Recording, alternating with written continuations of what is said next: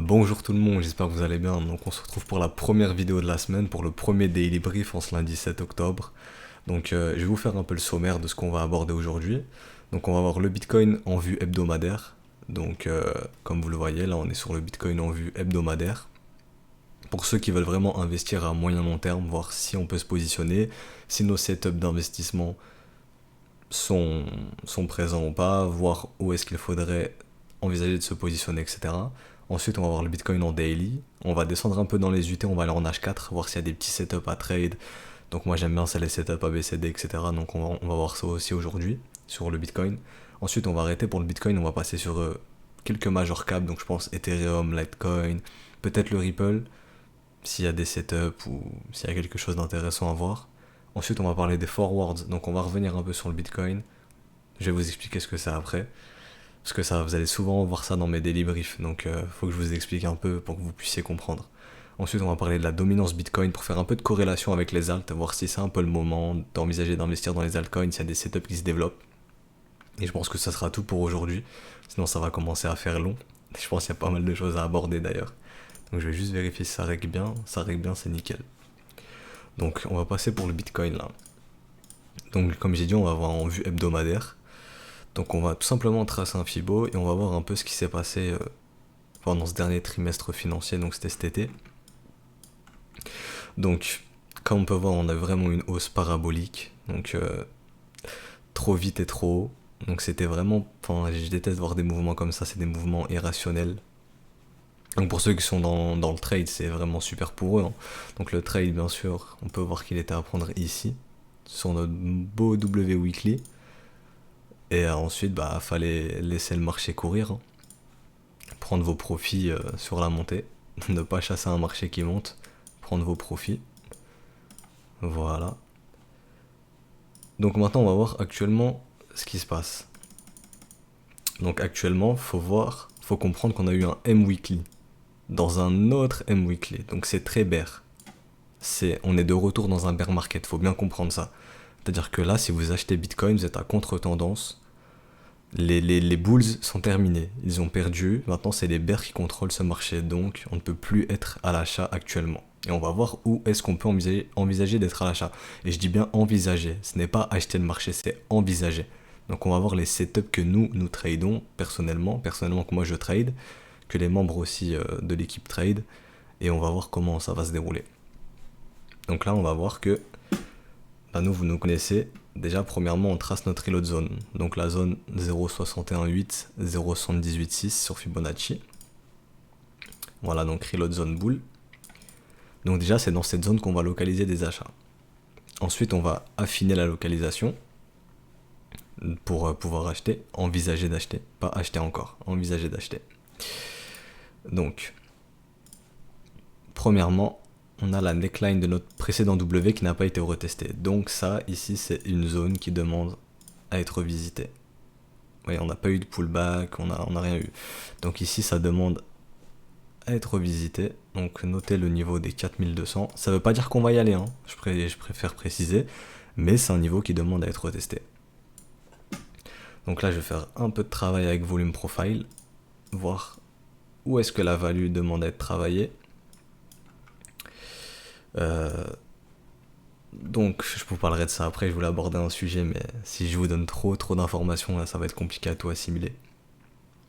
Donc, bah, dans la value, déjà, on peut voir qu'on est retourné dans la value. On était au-dessus de la value, les bulls ont perdu le haut de la value, maintenant on est dans la value. Donc on va travailler. Donc il faut noter qu'il y a des gaps dans cette value. Et les gaps, bah, c'est des zones de travail, hein. Le marché doit établir un travail qu'il n'a pas fait, du coup il doit y revenir. Donc ça veut pas dire qu'il va y aller, mais il y a des probabilités qu'il y revienne. Donc si déjà vous voyez qu'il y a un gros gap, voilà, donc je vais mettre en violet. Donc il y a un gros gap ici. Donc le marché déjà demande à travailler cette zone là, que vous voyez entre les 7007 et 5005. Donc ça correspond à notre reload zone. Donc déjà vous voyez, grosse zone ici à travailler. Ensuite là vous voyez le gros gap, que je vous ai parlé de la neckline, ça demande aussi à être travaillé ça. Donc est-ce qu'on va y aller? J'en sais rien, je préfère préciser, mais ça demande à être travaillé. Donc déjà moi si j'ai des achats, déjà mes localisations, si je devais faire des achats, ça serait dans la reload zone et plus précisément là où il y a les gaps dans le volume profile. Donc 4009, 4002, très intéressant la neckline, et grosso modo 5003 et 7006. Donc c'est ici moi que personnellement je localise mes potentiels achats. Maintenant, qu'est-ce que j'attends pour acheter? Bah moi c'est mon smiling setup. C'est mon setup de trade mais aussi d'investissement à long terme quand je l'utilise en weekly ou en monthly. Donc moi ce que j'attends, c'est qu'on vienne dans la reload zone, qu'on ait un combat, que ça travaille.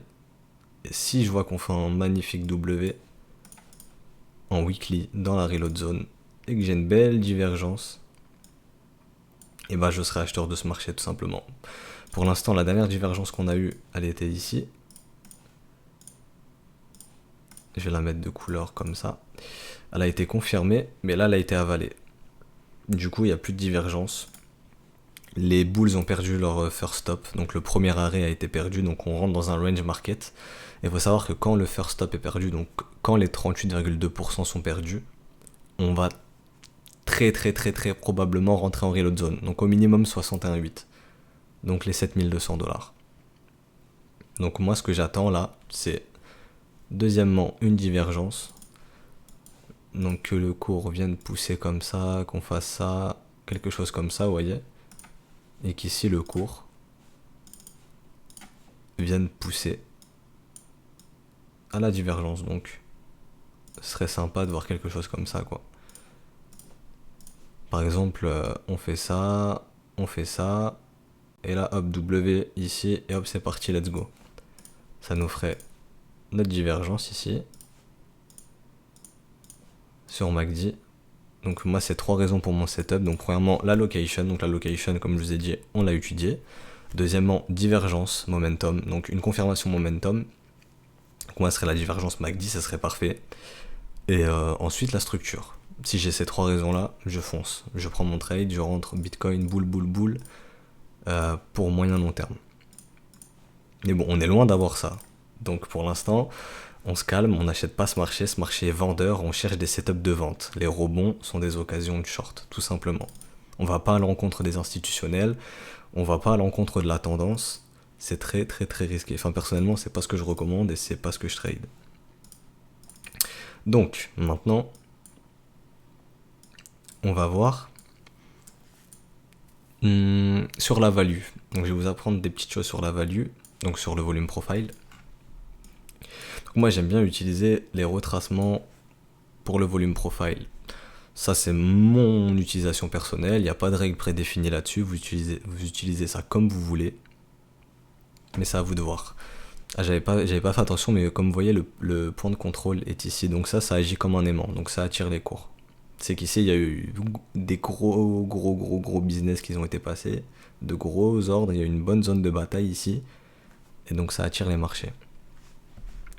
Alors, là je vais vous expliquer quelque chose qui est complexe, donc complexe. Va falloir suivre pour essayer de comprendre au mieux. Donc vous voyez ici, vous avez la value. Donc tout ce qui est coloré là, ça c'est la value. C'est l'acceptation de la value. Ce que vous avez ici, c'est le haut de la value. Ici, c'est le bas de la value. Il y a une règle qui nous dit, donc on appelle ça nous la 80% rule, donc la règle des 80%, qui nous dit que après une sortie, donc en gros, quand le cours va chercher le haut de la value, donc comme vous le voyez ici, on est venu chercher le haut de la value en anglais, et si on réintègre avec 2 candles consécutives dans la value ici, donc ici on a eu 2 candles consécutives, même bien plus, ça nous indique qu'on a 80% de probabilité de revenir chercher le bas de la value qui est ici, qui se situe actuellement à 3200$. Donc ça voudrait dire qu'on puisse revenir tester notre low. Donc déjà il y a ça à noter. Ensuite on peut en voir d'autres. Ça dépend des charts sur Bitstamp, il n'y en a pas. Je sais que sur OKCoin, donc sur les forwards que je vais vous expliquer après, il y a d'autres 80% rules qui sont en jeu. Mais là sur Bitstamp, c'est celle que je vois directement. Donc 80% de probabilité d'après la règle des 80%, on a 80% de probabilité de revenir chercher le bas de la value, donc à 3200. Ça veut pas dire qu'on va y aller, ce ne sont que des probabilités, mais c'est bien de le noter. Ça peut encore faire une location de trade. Une localisation, je vais arrêter de parler anglais. C'est l'habitude. Donc, voilà, je vous ai expliqué que on attendait que le cours vienne faire sa structure, divergence et hop, on rentre. Faut pas courir après le marché, faut pas chasser le marché. Faut le laisser développer, faut le laisser se développer et faire ce qu'il a à faire. On va pas chasser un marché baissier comme on va pas chasser un marché haussier. Maintenant, je vais vous parler un peu de psychologie. Donc ici, vous avez vu que depuis fin 2017, tous les rebonds étaient des opportunités de short. Vraiment tous. Toutes les reload zones étaient à short. Enfin, le marché a trouvé tous ses tops dans ces reload zones, à chaque fois. Et quand ici on a eu ce beau W, eh ben, psychologiquement le marché était très bear, parce que pendant 2 ans il a été habitué à short les tops, à short les rebonds, à short les rebonds, à short les rebonds. Sauf que là, bah, on a un W weekly, ce n'est plus un bear market, c'est théoriquement et techniquement un bull market. Donc ça a essayé de short la résistance des 6000, cette résistance là, etc., etc. Donc je pense que déjà, d'une part, c'est pour ça que le marché est vraiment parti en parabole, c'est que bah déjà, avec ce W là, ça nous indiquait que bah, les vendeurs, ils étaient épuisés, il y avait beaucoup moins de vendeurs, il y avait quasiment plus que des acheteurs dans ce marché, premièrement. Et deuxièmement, les spéculateurs voulaient short ce marché. Du coup, bon, bah, cascade de liquidation, ça fait des mouvements paraboliques. Et ensuite, vous connaissez, comme je vous ai expliqué, si vous êtes dans une irrationalité de marché, bah, c'est ce qui crée ce genre de mouvement. Donc bah, nous, ça nous intéresse de trader des mouvements comme ça, mais il faut être du bon côté. Donc vous dites que le public n'était pas du bon côté, le public était vendeur, le public voulait shorter. Et ensuite, maintenant, c'est assez insane la foule, mais maintenant on a un double M weekly, donc c'est très très bear, hein, ça annonce un bear market, donc ça a été confirmé ici, donc la semaine du 23 septembre. Donc comme par hasard, fin du 3e trimestre financier, les institutionnels rentrent de vacances, hop, vendent ce marché, et le public veut faire quoi? Ben, veut acheter ce marché. Alors, on a un W weekly, le public veut short, et on a un M weekly qui est très bear, hein, qui annonce un bear market. Maintenant, le public veut acheter. Parce que le public, comme je vous ai dit, pendant 2 ans, il a été habitué à voir le prix descendre. Donc il s'est dit quoi? Je vais short. Donc au bout d'un moment, bon bah le short il passe, hein, parce que vite fait, on va placer notre Fibo. Et ici c'était la zone de rechargement de short. Donc les 61.8 qu'ils ont stoppé ce mouvement. Donc c'est cliché, hein, de voir le 61.8 stopper le mouvement. Donc ici c'était notre location de short. Localisation, je vais arrêter de parler anglais. Et maintenant le public est acheteur, alors qu'on a un double M confirmé. Donc ça, je vais pas dire que ça me fait peur, parce que psychologiquement je suis prêt à tout. Je suis prêt à avoir Bitcoin descendre sous 3000, je suis prêt à avoir Bitcoin casser son ATH, je suis prêt à avoir Bitcoin stagner sous les $1000 pendant n'importe quand, je suis prêt à tout en fait. Psychologiquement, je suis prêt à tout. C'est pour ça que je trade mes setups. Et le marché, bah, j'ai l'impression que psychologiquement, il est pas prêt justement, il ne se prépare pas à voir Bitcoin potentiellement aller sous 3000, ce qui est possible, c'est probable. Faut pas dire que c'est improbable, c'est probable. Le marché a toujours raison, il peut faire ce qu'il veut.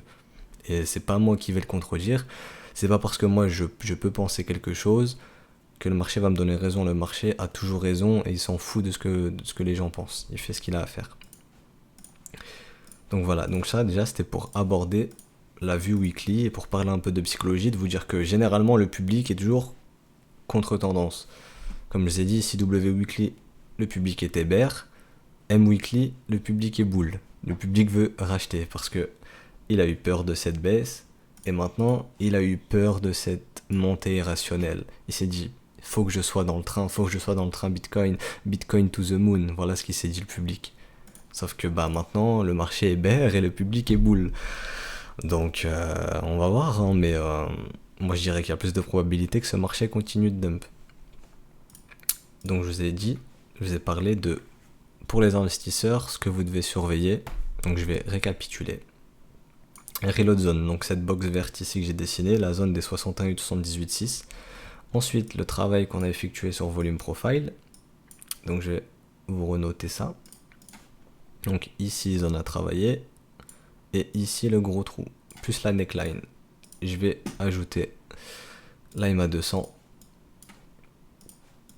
Donc voilà, vous voyez que la MA200 est proche de notre neckline, dans notre zone de gap, etc. Donc c'est une zone que les boules vont devoir défendre.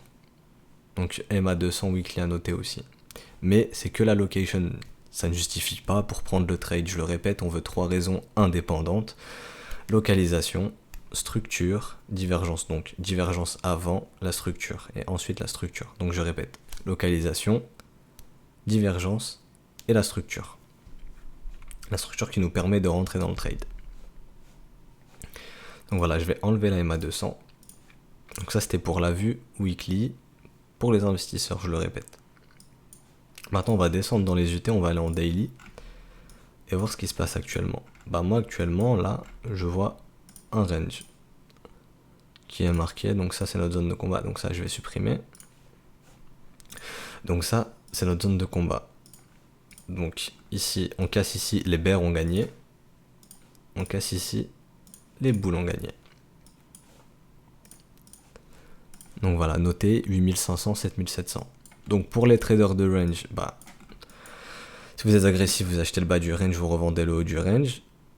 Soit vous attendez une cassure pour entrer en trade. Moi personnellement je déteste trade les ranges, c'est pas ma stratégie, donc je peux pas vous recommander de setup là-dessus parce que j'en ai pas. Soit vous achetez là-bas la cassure du haut de range, ou ceux qui sont vraiment chauds, bah le marché peut tout simplement piéger des stops ici puis repartir.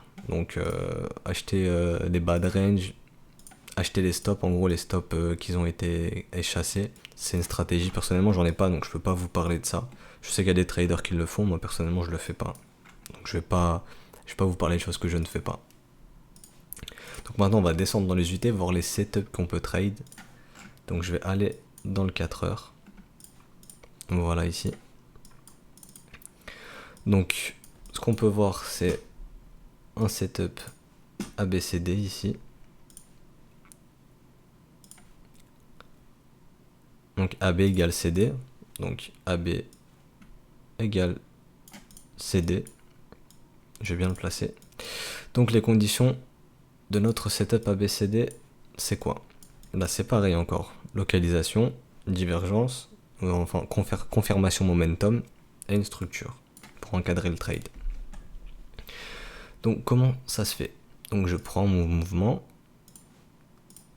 et je regarde. Donc nous ce qu'on veut c'est que ce soit entre 0,33 et 0,66. Donc là c'est nickel. Donc localisation 0,33, 0,66. C'est validé. Ensuite ce qu'on veut c'est une confirmation momentum. Bah ici la confirmation momentum c'est le biais institutionnel qui est bear. Donc on a la confirmation momentum et on veut que le momentum soit dans le sens de notre structure. Donc si on veut une structure bear sur un setup ABCD bearish, on veut que le momentum soit bear. Si on veut une structure, enfin, si on recherche un setup ABCD bullish, bah on veut que le momentum soit bullish pour une structure bullish. Donc là c'est parfait. Confirmation momentum, ok. Biais instit bear.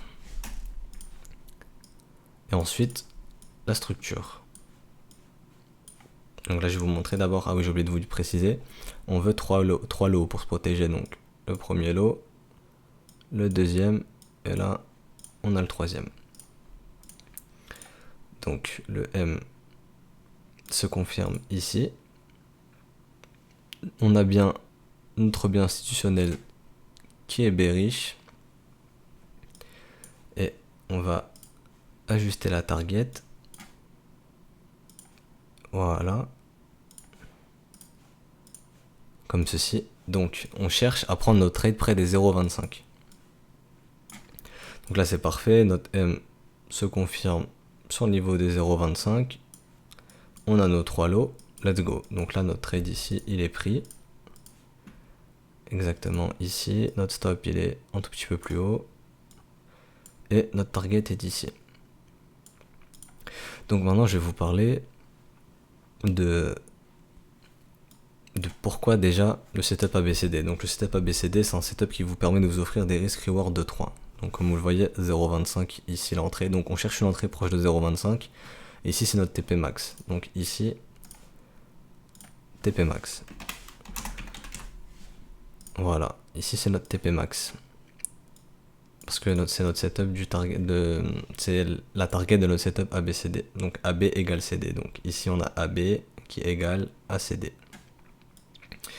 Ensuite on veut nos 3 lows. Donc nous on est dans un setup bearish, donc on cherche des lower high, donc des hauts plus bas. Donc on en a un ici. On en a un ici. Et en fait ça sert à nous couvrir ça. C'est pour couvrir notre trade. Et le troisième est ici. Ensuite, comme je vous l'ai dit, on veut la confirmation momentum. Donc on veut un biais institutionnel bear. Le biais institutionnel est bear pendant la structure, qui est elle aussi bear puisque c'est un M. Un M dans un M qu'on a fait même. Donc ici c'est parfait. Donc je vais rajouter structure validée. Validé en M. Voilà. Donc on a les 3 raisons de notre trade. Ben, on appuie sur la gâchette tout simplement. Donc ici le short est pris avec une target à 6004. Donc là je vais vous parler à quoi correspond les 0,5 et les 0,66. Donc 0,5 ça correspond tout simplement à break-even. C'est-à-dire que quand on vient chercher ici, le stop passe à break-even. Donc qu'est-ce que ça veut dire break-even? C'est qu'en gros, on sort si le cours revient chercher notre entrée. Donc si le cours fait ça, et qu'on fait ça, on est out. On est revenu chercher 0,25, c'est notre stop à break-even qui est déclenché. Prochain bus dans 10 minutes, comme on dit, on sort du trade. Donc ici, je vais noter entrée du trade. Donc c'est approximatif, hein. C'est pas 0,25 pile, c'est au niveau le mieux. Moi personnellement je préfère avoir une structure proche des 0,25 qui permet d'encadrer mon trade. Donc par exemple je peux rentrer là, je peux rentrer là.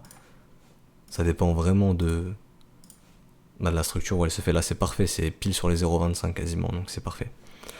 Et ici notre stop bouge, c'est à dire que si le cours par exemple il fait ça, il fait ça, il fait ça, et ici nous fait un W confirmé, bah moi je sors. Parce que ici mon stop bouge. Et en gros ça va dépendre de ce que fait le cours. Donc si on active ici le stop qui bouge et qu'on fait un W avant la target, et ben vous prenez vos profits et vous partez. Vous attendez pas la target max. Donc moi personnellement c'est voilà, c'est comme ça que j'opère. Et c'est le setup que je trade actuellement sur Bitcoin. Donc c'est un short qui target du 6004. Donc on va voir s'il y a une petite corrélation. 6004 correspond à notre reload zone, une bonne zone de volume ici sur le volume profile, la zone qui demande à être travaillée aussi. Donc pour moi ce trade a du sens, j'ai mes 3 raisons, je short. Donc là vous savez que je suis short sur Bitcoin. Ensuite, pour le Bitcoin c'est terminé, c'était quand même assez long, il y a encore des choses à dire mais ce sera pour les prochaines fois, pour les prochains daily briefs. Sinon je vais jamais terminer, je vais faire une vidéo qui va durer tellement longtemps. Là, on va passer un peu sur les altcoins. Donc sur ETH. Donc ETH, je vais pas pouvoir faire de... Je vais essayer ici quand même de vous présenter les setups parce qu'ils sont intéressants. Je les ai étudiés un peu avant. Mais attendez. Hop, je supprime ça. Donc, on va voir Ethereum. Ce que ça donne. Donc déjà, là on va voir en vue weekly, donc pour les investisseurs. Ceux qui veulent acheter de l'Ethereum pour le long terme, vous croyez en Ethereum, vous voulez de l'Ethereum sur le long terme. Je vais dire ETH, ça sera plus simple. Vous voulez de l'ETH, donc encore une fois, même travail. On localise son trade où? Dans la reload zone, tout simplement. Ici. Donc la location, vous l'avez. Vous avez la location. Mais vous avez que ça pour l'instant. Vous avez vraiment que ça. Donc on va faire le même travail que sur Bitcoin. Précédent W était ici. Hop, on est sur la neckline de notre W. Donc là, les bulls défendent ce niveau. Si on bascule dessous, ça devient dangereux pour Ethereum parce qu'on va perdre la reload zone. Et tous les vendeurs, tous les acheteurs qu'ils ont accumulés ici points dans notre W, bah, ils vont se sentir agressés. Ça devient potentiellement des vendeurs qui veulent sortir de leur position sans perte. Donc ça, faut le noter aussi. On va regarder sur le volume profile s'il y a du travail à faire. Ça a été assez travaillé, ça a été assez propre. On a une règle des 80% qui nous ramènerait sur les 100 dollars tout pile. Donc le big fat round number, donc le gros nombre, le gros chiffre rond psychologique des 100 dollars. Donc à noter aussi les 100 dollars. Donc voilà, vous notez les 100 dollars parce que c'est notre 80% rule, donc une raison de localisation. Actuellement la reload zone, une raison aussi. La neckline de notre W, pour moi c'est une raison aussi. Mais pour l'instant vous avez que ça, donc est-ce qu'on a une divergence? On a potentiellement une divergence, mais elle est loin d'être confirmée, donc ça va demander du temps. Pour l'instant il n'y a pas de divergence, donc on n'a qu'une seule raison. Est-ce qu'on a une structure? Bah non, on n'a pas de W, on n'a rien du tout. Nous ce qu'on voudrait c'est voir un beau truc comme ça et let's go. On n'a pas ça, donc pour l'instant... Est-ce que personnellement j'investis sur Ethereum? La réponse elle est non. Voilà pour la vue weekly. Donc est-ce que c'est possible d'aller sous 83 dollars? Oui, c'est possible. Tout est possible dans le marché. Pour l'instant on en est loin, mais gardez en tête que c'est possible. Que si vous achetez de l'Ethereum actuellement, c'est possible que vous puissiez le voir sous 80 dollars, tout comme vous puissiez le voir au-dessus des 400. Ça, c'est le marché est capable de tout, mais pour l'instant, pour l'investissement, personnellement, de ce que je trade, je ne peux pas investir sur Ethereum. Donc on va descendre un petit peu dans les UT, parce qu'il y a vraiment des setups intéressants sur Ethereum. Donc, ici, même travail, setup ABCD comme sur Bitcoin, AB égale CD. On regarde, est-ce qu'on est entre les 33 et 66? Bah oui, c'est parfait. Donc, hop, on clone, on se met comme ça, on est précis. Setup ABCD. Alors, est-ce qu'on a nos 3 lots? Bah, un premier là, un deuxième là, un troisième là. Donc, localisation 0,33, 0,66. Ok. Première raison. Deuxième raison, est-ce qu'on a une confirmation momentum? Bah oui, le biais institutionnel est bear. Et en plus, vous avez votre M qui se confirme. Donc vous avez la confirmation momentum et la structure. Donc confirmation momentum.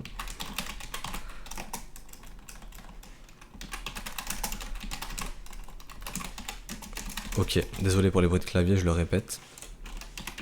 Et la structure est ok. Donc le trade, personnellement, est à prendre.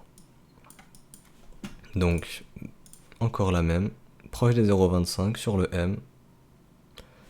Donc vous avez même un M dans un M. Hein. Donc voilà, vous pouvez rentrer ici à 170 ou à 172, donc c'est proche des 0,25, c'est parfait. Donc, ici, bah, le marché est venu pullback en plus, donc il y a l'entrée qui est en train de se faire. Donc hop, le stop juste au-dessus de notre low ultime, donc c'est lui qui nous protège. Et ensuite, la target max, on target du 115 dollars. On a notre risk reward de 3. Un peu plus parce qu'on est au-dessus des 0,25, la structure s'est faite un peu au-dessus. Et est-ce que notre target a du sens? Bah oui, elle en a, parce que je vous ai déjà parlé des 100 dollars. 115 dollars, ça a du sens. Donc c'est un trade qui est ok pour moi, ça a du sens. Le setup est là. Oh attendez, il y a un problème ici, je viens de voir. Ça a pas pris le bon point, mais c'est bon, ça change rien au final. Donc attendez, peut-être que ça a changé mon setup. Je recalcule, je remets. Non, c'est bon, c'est ça. Donc ça c'est pour Ethereum, donc encore un nouveau setup bear. Maintenant on va passer à Litecoin. Donc pareil, même travail, on va aller en weekly. Donc je l'ai pas fait. Hop. Donc pareil pour les Litecoin.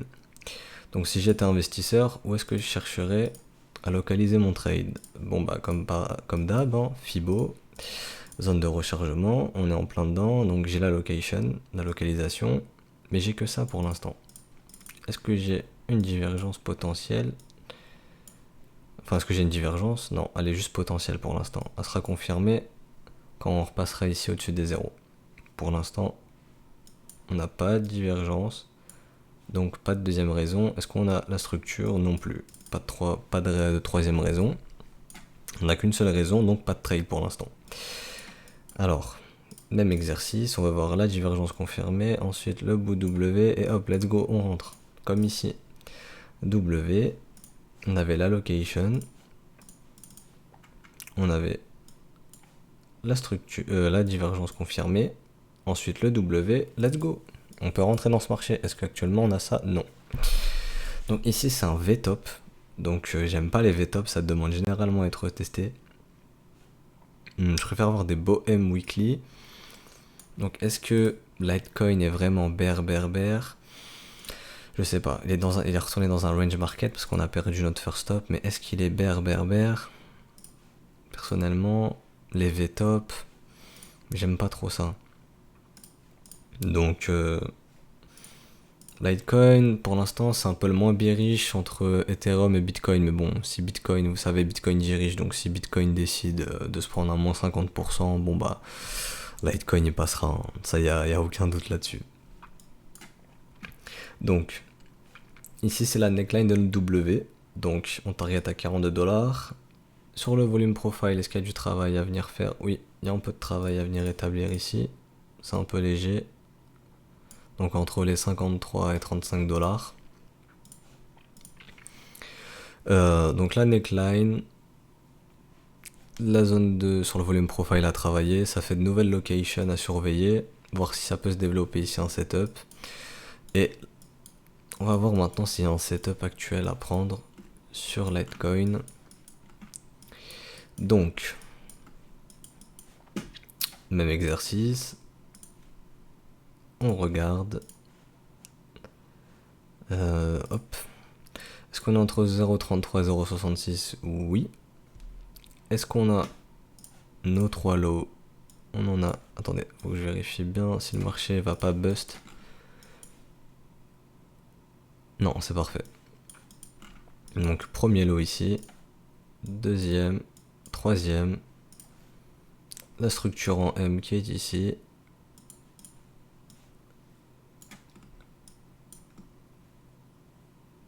On a bien la confirmation de momentum.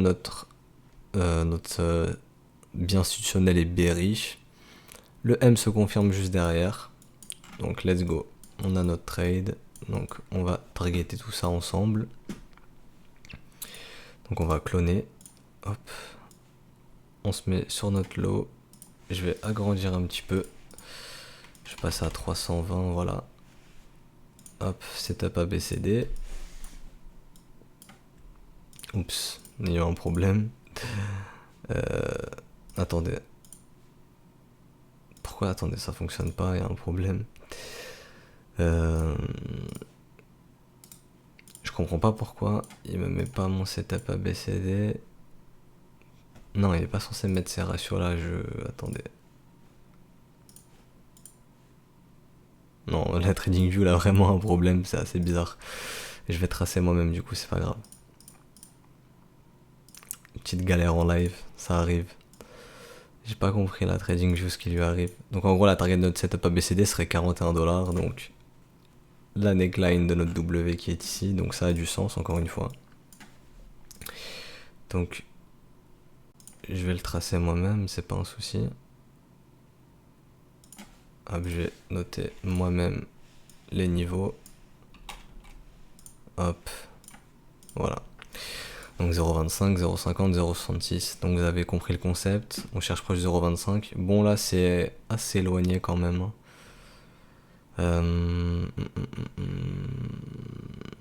Bah personnellement moi je le prendrais le trade. Mais je trouve que c'est assez éloigné du 0,25 quand même. Mais personnellement je rentre dans le trade. Donc ça fait que là, ça serait ici. Notre stop juste ici, un peu plus haut, et notre target max ici. Donc, personnellement, je prendrai le trade. Stop d'invalidation au cas où on vient casser notre ultime low ici. Mais pour moi, le trade est correct. Voilà, donc là, on a vu les setups qui sont tradables sur Litecoin, Ethereum, Bitcoin actuellement. Donc je pense qu'on va s'arrêter là parce que la vidéo elle est quand même déjà assez longue. Demain j'aurai d'autres choses à vous parler, donc comme le forwards, comme la dominance du Bitcoin. Et on ira faire un petit tour dans les alts. Donc pour notre stratégie de risk management sur la Little Old Lady. Parce que j'ai noté des petits W, des petites choses sympas. Donc il y a quelque chose à développer. Donc on verra ça. On verra tout ça demain. Là si je peux vous recommander des choses, bon bah c'est actuellement vous ne pouvez pas short, vous ne pouvez pas long non plus. Enfin mes setups ne me disent pas de long, donc actuellement où le prix est je ne peux pas long. Donc on a vu les setups que j'étais en train de trade, les setups qui étaient développés. Donc ne shortez pas ici, vous ne pouvez pas. À moins que vous ayez un setup propre à vous-même qui vous dit de le faire, dans ce cas-là faites-le, mais personnellement mes setups ne me disent pas de short ici. Les entrées ont été données précédemment. Pour les investisseurs, je résume, vous ne pouvez pas encore acheter de Bitcoin maintenant, ni d'Ethereum, ni de Litecoin. Il y a besoin de confirmation, donc si vous, dans votre plan, ça vous dit que c'est ok, vous pouvez. Moi, personnellement, dans mes setups, je ne peux pas. Donc, je vous dis ce que je fais moi, ce que je vois moi, comment je trade moi. C'est pour ça que c'est mon daily brief. Donc je ne peux pas acheter pour le moment de crypto-monnaie. Demain on parlera aussi de la capitalisation totale qui est ici, des altcoins aussi, il y a peut-être des petites choses sympas à voir. Je vais étudier ça aujourd'hui. Donc là alors où vous regardez la vidéo, elle est entre 6h au moins, en plein live, désolé, entre 6h et 7h, donc voilà le réveil qui sonne. J'essaie de sortir la vidéo tous les jours avant la London Kill Zone, donc qui est à 9h. Donc le lundi, bon, les banquiers ne travaillent pas à Londres, ils reviennent le mardi, donc le lundi ça se peut que ça puisse sortir un peu plus tard. Mais normalement du mardi au vendredi, les vidéos seront dispo avant 9h, donc entre 6h et 8h. Parce que les setups, généralement ils aiment bien se développer pendant les London Kill Zone, donc ce serait bête que j'explique des setups qui au final soient déjà déroulés après la sortie de la vidéo, ça n'a pas de sens. Donc voilà, moi j'espère que ça vous a plu, que les explications ont été claires. Si ça vous a plu, n'hésitez pas à lâcher un petit pouce bleu. Vraiment, ça aide, clairement ça aide à...